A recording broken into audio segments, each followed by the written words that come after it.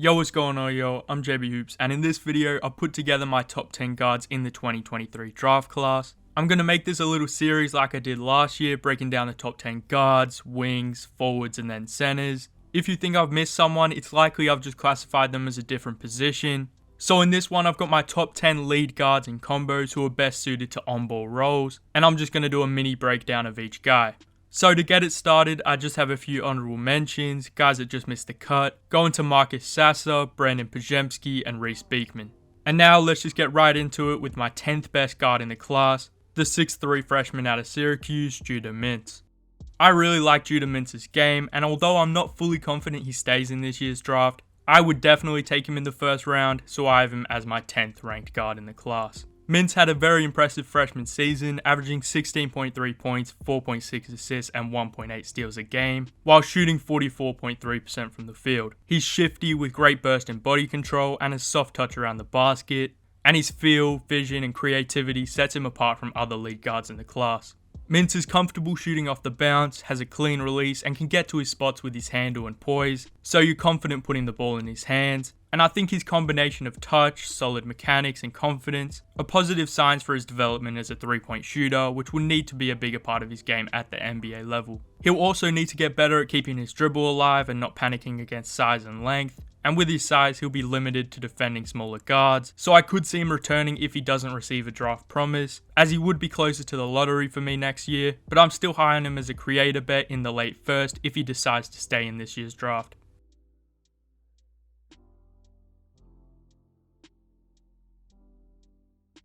At 9, I have Terquavion Smith, the 6'4 sophomore out of NC State. After a very up and down season, Terq could really regain some hype with some strong pre-draft workouts and combine performances. He had a very solid sophomore year, continuing to show his deep range and NBA caliber shot making ability, while significantly improving as a passer and decision maker and half-court driver.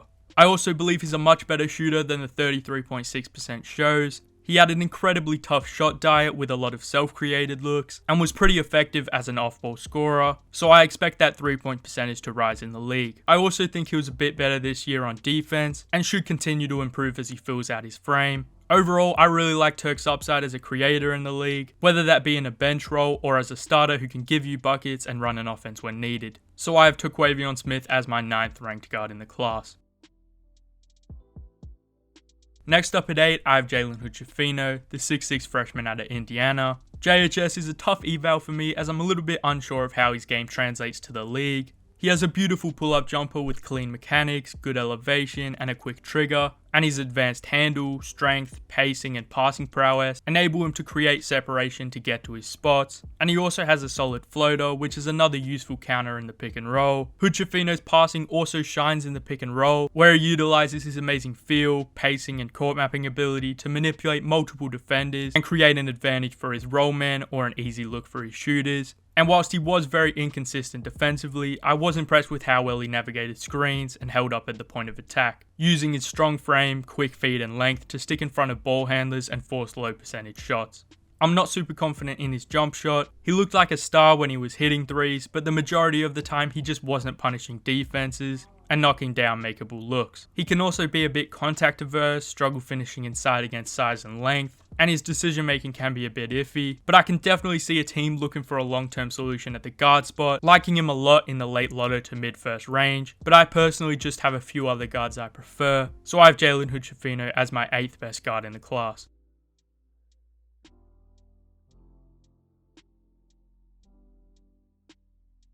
Just out of him at 7, I have Nick Smith Jr., the 6'5 freshman out of Arkansas. I'm a little lower on Nick Smith Jr. than consensus. He had a very injury-riddled season, only playing 20 or more minutes in 13 games, and as a result, he really struggled to build any sort of consistency. He had some big scoring nights where he was on fire and looked every bit of a top-tier prospect, but there were also a few where he just couldn't make an impact and looked a bit lost on both ends of the floor. I'm still a fan of his upside. He's a really talented shooter and shot maker, and I buy him shooting it better at the next level. And pre-Arkansas, he looked a lot quicker and more explosive, so the concerns around his ability to separate, get to the cup, and hold up defensively could be a result of the injuries, and the scoring potential, projectable jumper, passing, and defensive flashes all look promising. I'm just not sure I'd be confident enough in him to take him as high as the lottery, so I have Nick Smith Jr. as my 7th ranked guard in the class. Just ahead of him at 6, I have his Arkansas teammate, Anthony Black. I really like Anthony Black's game. He's a phenomenal passer with excellent size and feel, one of the top defenders in the class and a big time athlete. His feel and ability to read the help and hit teammates in their shooting pocket is crazy, and he also has some nice craft in the pick and roll, using hostage dribbles and change of pace to draw help and create a passing angle to hit his roll man. Ultimately, I think his situation will determine his role. I think he could be a point guard or a secondary handler and point forward type who can attack off the catch, cut, and make plays out of second side actions. Black is also a very strong finisher who draws a ton of fouls. He takes long strides and is creative with his footwork, head fakes, and pacing to get to and finish at the cup. But I do have some concerns with his viability as an on-ball creator, as his shooting or lack thereof limits his value as a driver and half-court creator, with teams sagging off or going under on screens, and his handle also isn't quite where it needs to be, but he will also bring value with his size and positional versatility on the defensive end. He's a great team defender. He makes smart rotations, can chase shooters, get in passing lanes, and is really great at digging in on drives from the nail or the corner. And at the point of attack, he's solid as well with good foot speed, length, and mobility, and should be able to guard 1 through 3 and potentially some 4s. He has a ways to go as a creator and scorer for sure, and the shooting needs to be better, but in the right spot, Anthony Black will be a very impactful player on both ends of the floor, and that's why I have him as my 6th ranked guard in the class.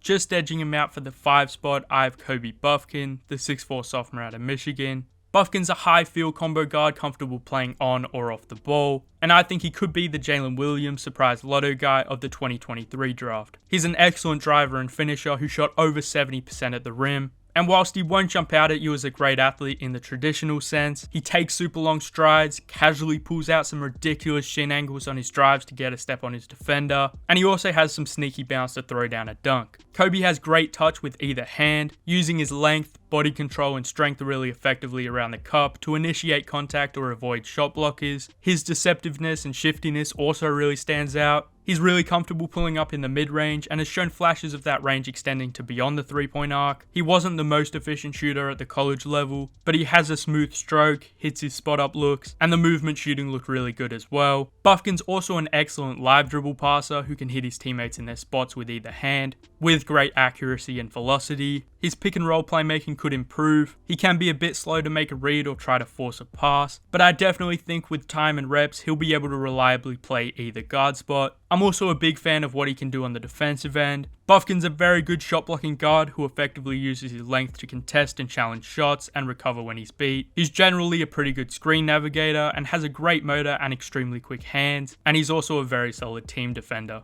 The lateral quickness and reaction speed are not quite there, and he will obviously have to get a lot stronger, but all in all, he's a very impressive defensive prospect who should make an impact on that end pretty quickly. Kobe Bufkin just has an incredibly versatile skill set to fit in with NBA level talent, and I really believe he's a lottery level guy, so I have Kobe Bufkin as my 5th ranked guard in the class.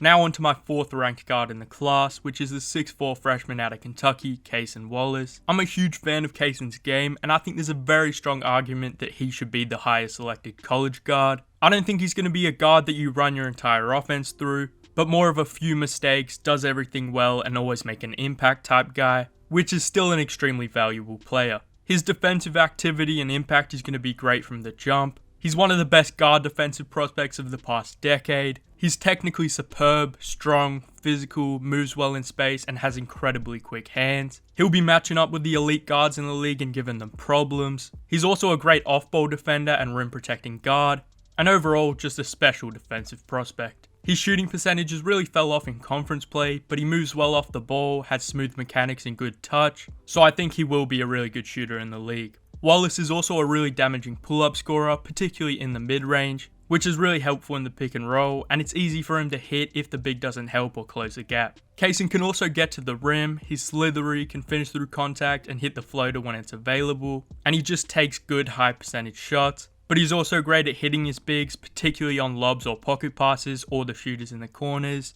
and his patience and composure really impressed me. I really like Cason Wallace's game, and I think he's capable of more than he showed at Kentucky. He's a super well-rounded prospect and a phenomenal defender, but for now I have him as my 4th best guard in the class.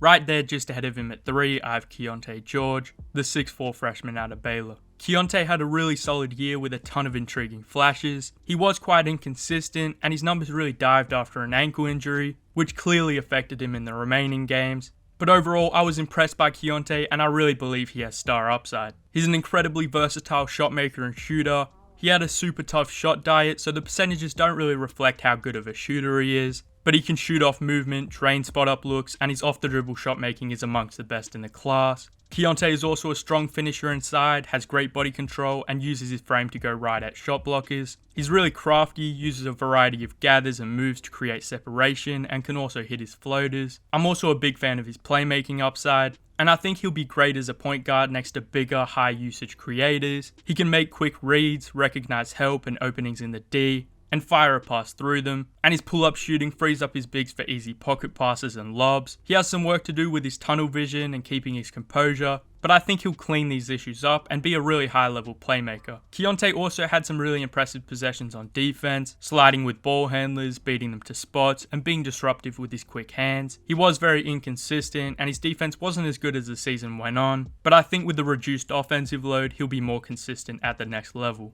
So I really like Keyonte George's upside and think he could be a really impactful, well-rounded combo guard in the NBA. So I'd be comfortable taking him in the top 10 for sure and have him ranked as my third best guard in the class.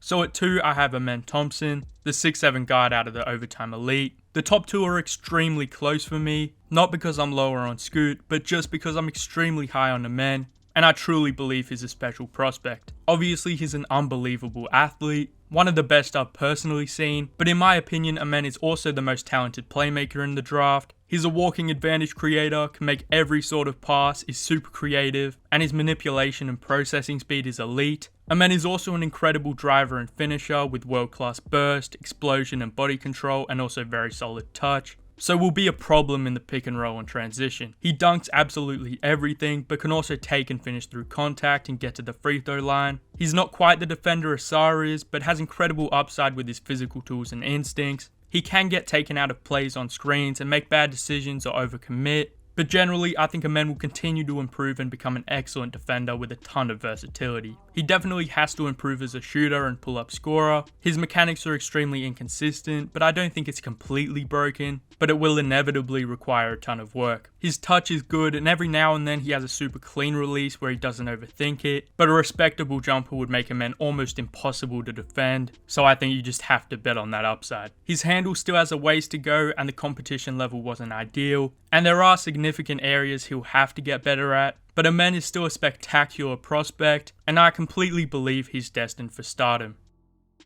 So at 1, I obviously have Scoot Henderson, the 6'3 guard out of the G League Ignite. Scoot is just an incredible prospect, and I really believe he'll be a star from the jump. Some of the recent picks he put up just show how insanely built he is. His wingspan is definitely approaching 7 foot, and he's built like a football player. So he'll come into the league at age 19, already one of the most physically dominant players, and Scoot just knows how to play. He's extremely confident and comfortable doing whatever, and his feel and understanding of how defenders are playing him is unmatched, and he can pretty much get whatever he wants. He played in a poor space system against pros, whilst receiving a ton of defensive attention, so I'm not too worried about the percentages that were absolutely fine anyway. Scoot Henderson has a counter for everything. He's an incredible athlete and driver, a top tier playmaker with great vision and pacing, and a fiery competitor. He's got a tough pull-up game with a rapid release and nice elevation. He can knock down catch and shoot threes and has the ability to drain off the dribble ones as well. Henderson will tear defenses up with his combination of burst, shiftiness, pacing and counters. He definitely didn't have the season he was capable of with a few injuries, but the polish and impact in almost every facet of the game, although inconsistent, is definitely there, and I really think he'll be able to put everything together in the league and quickly become a star. Scoot Henderson will go number 1 in the majority of drafts and is a superstar talent, so I have Scoot Henderson as my number 1 guard in the class. Alright, that is all I got for this one. I'll probably have my Thompson scouting report up later this week, and then the top 10 wings video will be after that, so stay tuned. If you enjoyed the video, make sure to leave a like and subscribe, I really appreciate it. I'm trying to be more consistent with the content up until the draft, so turn on noties, subscribe, whatever. I'm really excited about these next couple months, and anyway, that's all I got. JBHOOPS, out.